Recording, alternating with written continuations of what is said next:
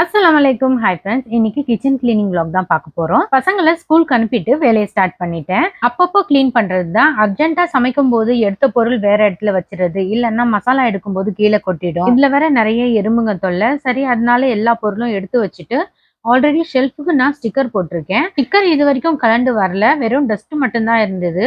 துணியால ஷெல்ஃப் எல்லாமே தொடச்சிட்டு அதுக்கப்புறமா காலின் வச்சு மறுபடியும் தொடச்சி விட்டுட்டேன். எல்லா டப்பால இருந்தும் மசாலா எல்லாமே எடுத்துட்டு கழுவிட்டு ஒரு காட்டன் துணியால தொடச்சிட்டு எல்லா குரோசரியும் போட்டு வச்சுட்டேன். பாத்திரம் வைக்கிற ஸ்டாண்ட்ல பெரிய கிளாஸ் வைக்கிற மாதிரி கொடுக்கவே இல்லை. சின்ன கிளாஸ் வைக்கிற மாதிரி தான் இருக்கு.